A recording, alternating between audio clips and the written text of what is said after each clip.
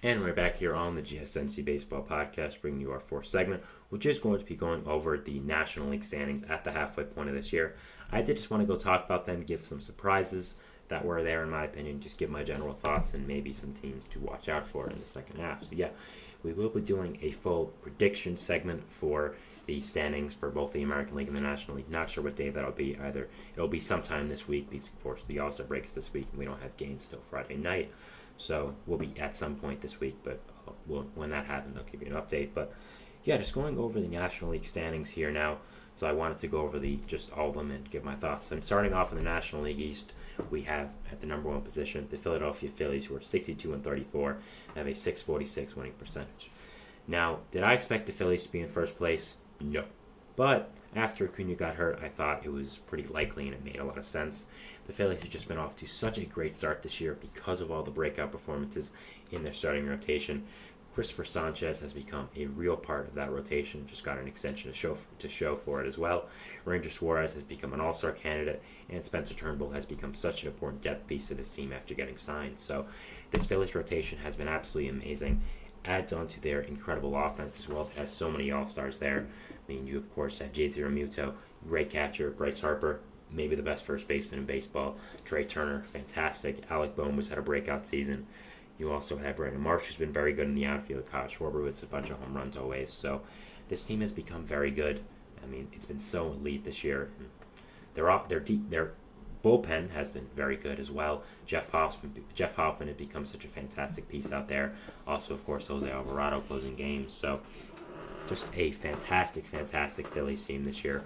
They've done so good. And yeah, top of the East. I'm surprised a little bit, but they deserved it. Second, we have the Atlanta Braves, who are 53-42, and who currently are in the top and a wild card seed. After Strider and Acuna both had their season-ending injuries, I thought it made some sense for the Braves to be able to drop back and kind of go back into the wild card conversation, not the division conversation.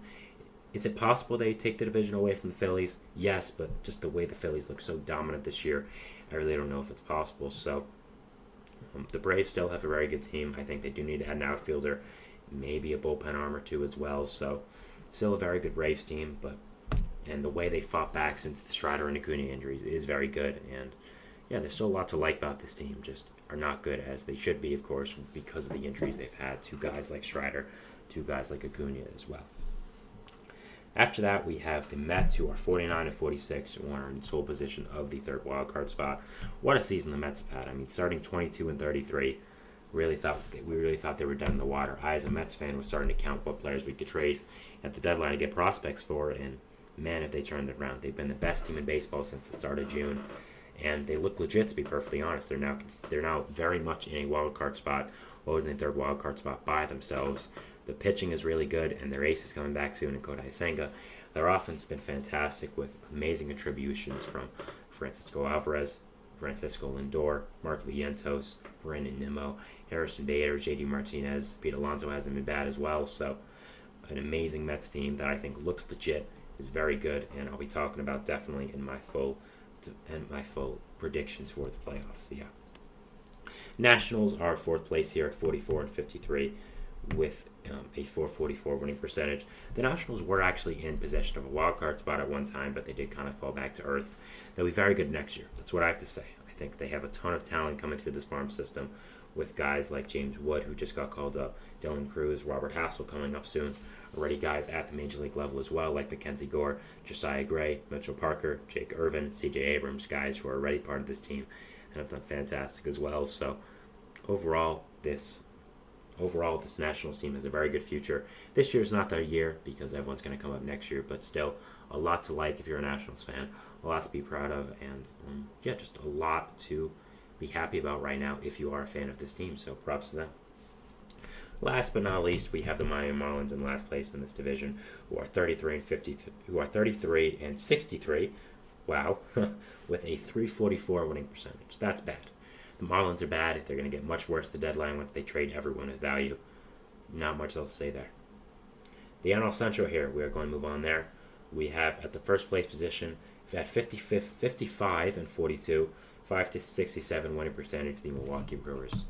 Going into this year, I really did not expect this from the Brewers. I thought they would be more of a rebuilding team and a team that's not too very well this year. I thought, they would kind of just be stuck in the middle after the trade of Corbin Burns and Brandon Woodruff being out for the year. But their offense has really stepped up. A lot of their young pieces on this team have done a great job. And just overall, they've done a very good job being able to be in first place in this division. I think they're a legit team as well, and I think they're going to continue doing it. So, the Brewers have done a fantastic job here, and have been a great team for this year. So, I've surprised a lot of people, and have done a really great job. So, props to them, and props to what they've been able to do this year. Next, in second place, we have the St. Louis Cardinals at 50-45, 521 winning percentage, who are in second place in the wild card position. The Cardinals were off team that surprised me. I really did not expect much from them this year. I thought their rotation would be bad. I thought their offense would progress, and both have been pretty much true, but they've somehow made the playoffs. I think their offense has been pretty good, even though it has been regressing. Their bullpen is locked down, and their starting pitchers have been good enough to where it doesn't really matter. I think, they're not going to continue being this good. I don't think Lance Lynn and Kyle Gibson will continue to be positive contributors to this team, but they've done really well so far, are in second place in the wild card, and got to hand it to them. They've done really well, and have exceeded my expectations, and I'm sure exceeded a lot of people's expectations.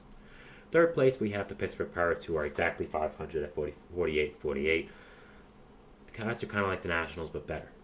Next year is their year. You have an elite top three in the rotation of Mitch Keller, Jared Jones, and Paul Skeens that isn't going anywhere for the foreseeable future. You have some nice pieces on the lineup in guys like Connor Joe, who has done very well. Brian Reynolds has become a fantastic piece for this team.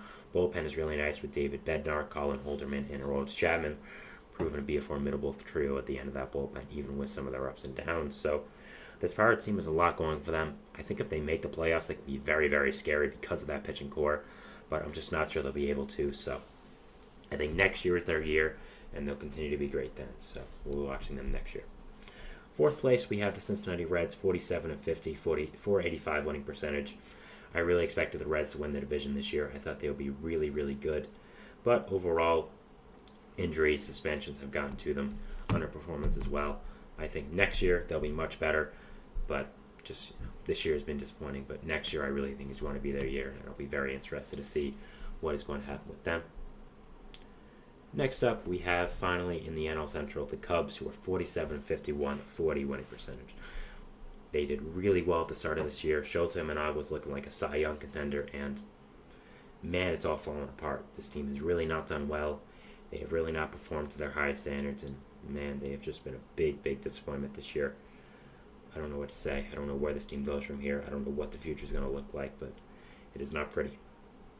Going to the NL West here, we have in first place, of course, Los Angeles Dodgers, 56-41, a 577 winning percentage.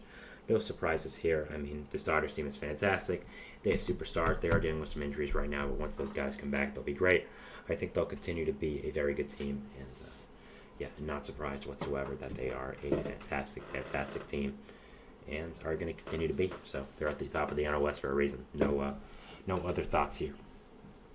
After that, we have the Arizona Diamondbacks, who are 49-48, a 505 winning percentage, who are very close to the wild card here at one game out of the final spot. This Diamondbacks team is dealt with a lot of injuries. Eduardo Rodriguez, Jordan Montgomery, Merrill Kelly, Zach Gallen, mainly to their rotation. I think when these guys come back, they can become a very good team.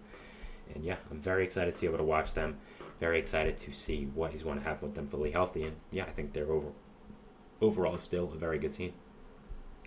Next, we have the San Diego Padres at 50-49, 505 winning percentage, same as the Arizona Diamondbacks, who are also one game out. Not the Diamondbacks, of course, as they have the same winning percentage. This Padres team has so much talent that it's hard to envision them not making it close to the playoffs. Luis Arias has been such a great addition to their offense since coming over, and overall, I really like this Padres team. They've done very well this year. The pitching rotation has become a little scuffed with Yu Darvish being out indefinitely, going on the I forgot the name of the list. Joe Musgrove having on and off injuries all year, so there are a lot of question marks about this team. But overall, I still like them a lot, and I still think they do have a lot of talent and are going to be able to fight for a playoff position. The Giants at 47-50, 485 winning percentage. The Giants are okay. They have a really good pitching staff that's going to come back, and I like their offense, but I do think they have some needs that need to be addressed at the deadline if they want to continue being good. I don't think it's impossible, but I do think these needs have to be considered. And finally, the Rockies at 34-63. They are awful. We expect them to be in last place, and they have Ryan McMahon, who's an all-star. He's good, but that's it.